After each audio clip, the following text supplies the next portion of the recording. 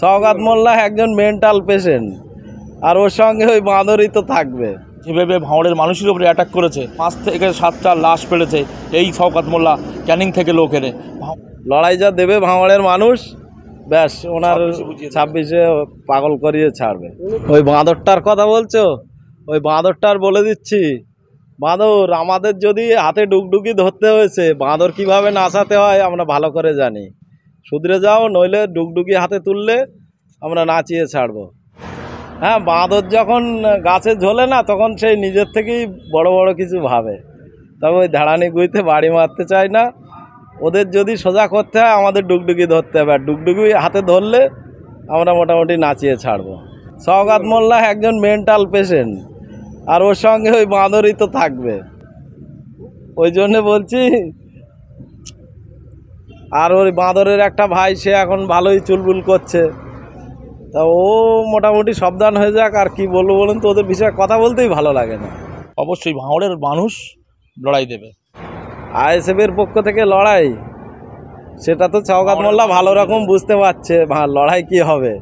ওনার ঘুম হারাম হয়ে গেছে, লড়াই যা দেবে ভাঙড়ের মানুষ, ব্যাস ওনার 26-এ পাগল করিয়ে ছাড়বে। আমরা সব সময় আনন্দ খুশি ঘুমের মধ্যে থাকি। ওনার এখন ঘুমের ট্যাবলেট আমাদের হয়তো দিতে হবে, আর ওনার খাওয়ার প্রয়োজন এই মুহূর্তে। হ্যাঁ, চ্যালেঞ্জ মানে অবশ্যই চ্যালেঞ্জ থাকছে। 26-এ ভাঙড়ের মানুষ সওগাত মোল্লা একটা কথা বারবার বলে না, ওনার জমানা জমানা জমানা জমানা যদি জব্দ করতে চায়, উনি বাপের ব্যাটা করে ভাঙড় বিধানসভায় দাঁড়িয়ে দেখাক যে ওনার জমানা কোথায় আছে আর কোথায় যাবে। উনি তো একটা প্রোগ্রাম থেকে ওপেন বলেছে যে আমি ভাঙড়ে ভোটে দাঁড়াবো।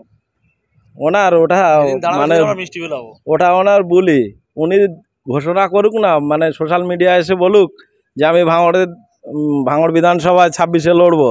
ভাঙড়ে মনে হয় কোনো দোকানে আর মিষ্টি থাকবে না, সব বিলি হবে। সওগাত মোল্লা ভাঙড়ে দাঁড়ালে আপনারা মিষ্টি বিলি করবেন আইএসএফের থেকে? হ্যাঁ, আইএসএফের থেকে, মানে আমাদের দলের তরফ থেকে, মানে সাধারণ মানুষের উদ্দেশ্যে যত বাজারে দোকান আছে সব, এমন কোনো দোকানে মিষ্টি থাকবে না। তাহলে কি ভাঙড়ে দাঁড়ালে সওগাত মোল্লার রাজনৈতিক ক্যারিয়ার শেষ হয়ে যাবে বলে ভাবছেন? রাজনীতির ক্যারিয়ার মানে ওনার মানে জমানায় জব্দ হয়ে যাবে। আগে দিদি দেখুক ভাঙড়ে সওগাত মোল্লার এখন টিকিট দেয় কি, আর কোথাও দেয় কি, হয়তো টোটালে 2026 ছেড়ে দেবে। এত লাভ হচ্ছে তো টোটালে ছেড়ে দেবে। এত বড় তৃণমূলের দাপটের নেতা সওগাত মোল্লা, তাকে ছেড়ে দেবে? হ্যাঁ, এত অত্যাচার করলে ওপরে সব রিপোর্ট চলে গেছে তৃণমূলের পক্ষ থেকে। ও যে সিপিএম থেকে এসে যে তৃণমূলের উপরে অত্যাচার করেছে, সে দিদিমণি বুঝে গেছে। ওই 2011 সালে ওই মমতার ওপরেই ওই সওগাত মোল্লা অ্যাটাক করেছিল, বোম মেরেছিল, স্টেজ ভাঙচুর করেছিল জীবনতলার বুকি। আর ওই মমতা বুঝতে পারছে কত বাড়বাড়ন্ত বেরোচ্ছে, মমতাই ছেড়ে দেবে লাস্টে ওকে। অবশ্যই ভাঙড়ের মানুষ লড়াই দেবে। দেখেন 2021 সালে যখন ভাঙড়ের যারা তৃণমূলের নেতৃত্ব দিত, ভাঙড় 2021 সালে বিধানসভা ভোট হয়েছে, একটা চকলেট একটা পর্যন্ত ফাটিনি, আর একটা শান্তিপূর্ণভাবে 2021 সালে ভোট হয়েছে। ভাঙড়ের মানুষ শান্তিপ্রিয় মানুষ, ভাঙড়ের মানুষ কোনো অশান্তি চায় না। যখনই এই নটোরিয়াস ক্রিমিনাল যখনই ভাঙড়ের দায়িত্ব পেয়েছে 2023 সালে পঞ্চায়েত ভোটে, ক্যানিং থেকে লোক এনে বিজয়গঞ্জ বাজারে ওখানে জড়ো হয়ে যেভাবে ভাঙড়ের মানুষের উপরে অ্যাটাক করেছে, ভাঙড়ের মানুষ 5 থেকে 7টা লাশ ফেলেছে এই সওগাত মোল্লা ক্যানিং থেকে লোক এনে।